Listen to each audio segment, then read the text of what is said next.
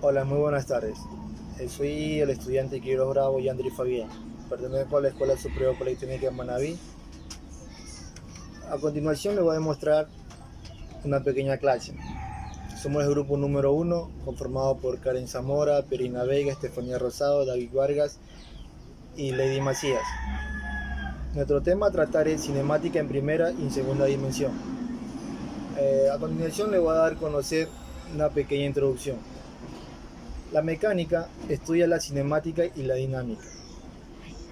La primera se encarga del movimiento sin importar las causas que lo producen, mientras que en la dinámica introduce el concepto de fuerza, como la causa por la que los cuerpos adquieren movimiento. Esto quiere decir, se detienen o cambian su dirección. Los cambios de posición de un objeto implica que existe un movimiento, pero no se debe de olvidar que el tiempo juega un papel muy importante. De hecho, un objeto cambia su posición en un lapso de tiempo.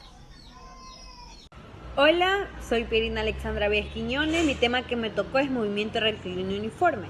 El movimiento rectilíneo se define en el movimiento en el cual un objetivo se desplaza en línea recta, en una sola dirección, recorriendo distancia igual en el mismo intervalo de tiempo, manteniendo el estado de movimiento en una velocidad constante y sin dirección y sin magnitud, ni su dirección de movimiento. Muchas gracias.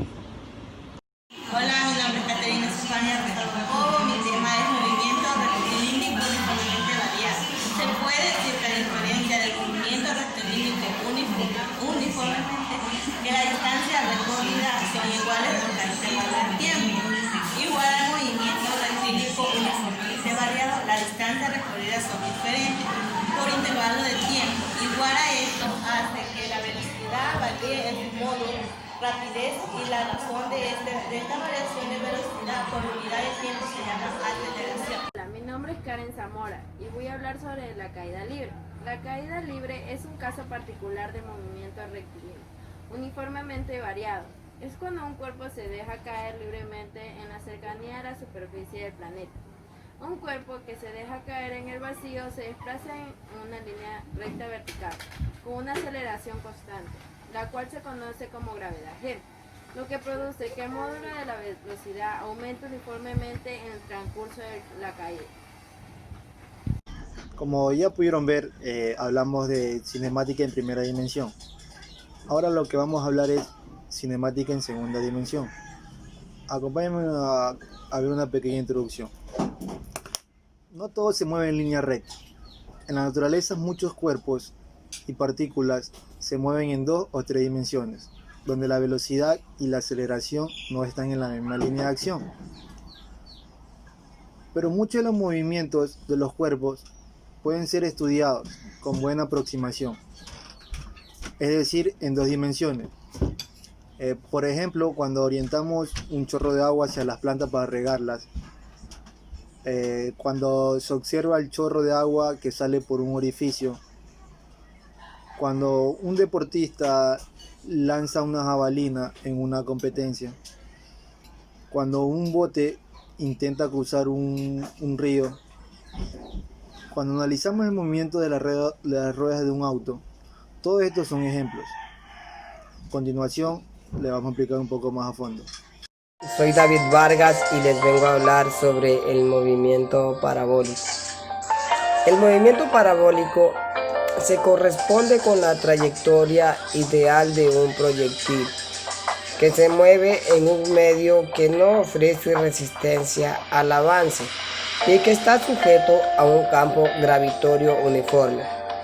Puede ser analizado como la composición de dos movimientos rectilíneos: un movimiento rectilíneo uniforme horizontal y un movimiento rectilíneo uniforme variado y caída libre. Es decir, la composición de estos tres movimientos nos da a una trayectoria parabólica. 1, 2, 3. El experimento que vimos, vamos a comprobar si hay movimiento parabólico. Como datos de entrada tenemos solamente la altura de donde partió, que es de 72 centímetros, que sería 0.72 metros. El alcance que obtuvo en X, que fue de 227 centímetros, o en metros, que sería 2.27. El tiempo de vuelo es el tiempo que duró en el aire desde la posición inicial hasta la posición final, que fue de 0.73 segundos.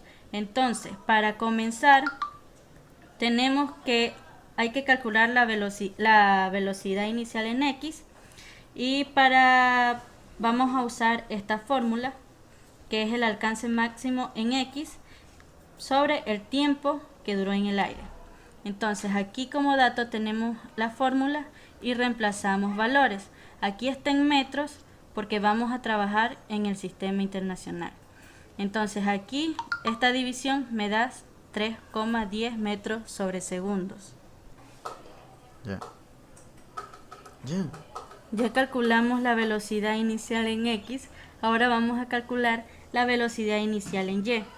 Como vemos, esta fórmula es la que más se nos asemeja porque tenemos todos nuestros datos. Tenemos la altura en Y, el tiempo, la gravedad y el tiempo al cuadrado. Ya bueno, entonces aquí reemplazamos valores y vamos despejando y nos llega a este resultado de velocidad inicial en Y de 2,59 metros sobre segundo. Ahora vamos a calcular el ángulo de donde salió la pelotita, y para esto vamos a usar la tangente, que siempre va a ser la velocidad inicial en Y sobre velocidad inicial en X. Entonces reemplazamos valores y nos queda 39.87 grados. Este sería el ángulo con el que partió la pelotita. Ahora vamos a calcular lo que es la altura máxima, que es desde aquí, o sea, en esta posición del eje, de aquí hasta aquí, la altura máxima. Y para eso vamos a usar esta fórmula, y una vez reemplazando valores y despejando, me sale 0.34 metros. Entonces, esto sería de aquí hasta acá. Entonces,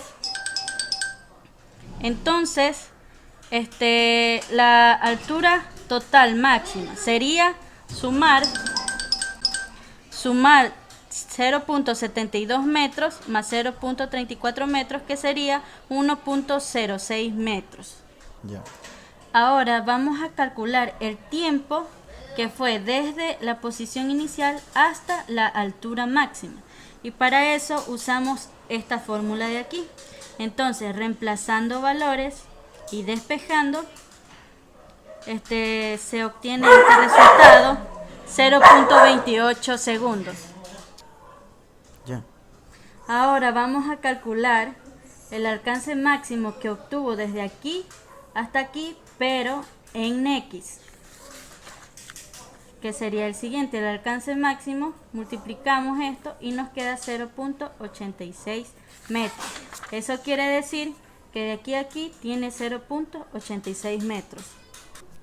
Entonces vamos a calcular la velocidad inicial, o sea, la resultante en la que salió, y la velocidad en la que cayó.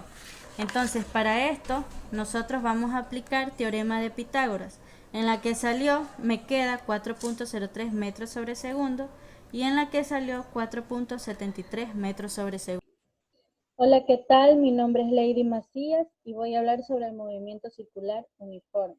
Es un movimiento de trayectoria circular en el que la velocidad angular es constante. Esto implica que describe ángulos iguales en tiempos iguales. En él, la velocidad no cambia de módulo, pero sí de dirección. Es tangente en cada punto a la trayectoria. Esto quiere decir que no tiene aceleración tangencial ni aceleración angular, aunque sí aceleración normal. Lo que estamos viendo aquí en la pantalla es un movimiento circular uniforme, donde la flecha verde es la velocidad tangencial, y a medida que va avanzando, la dirección siempre va a cambiar. Esto se debe a la aceleración centrípeta, que es la flecha roja.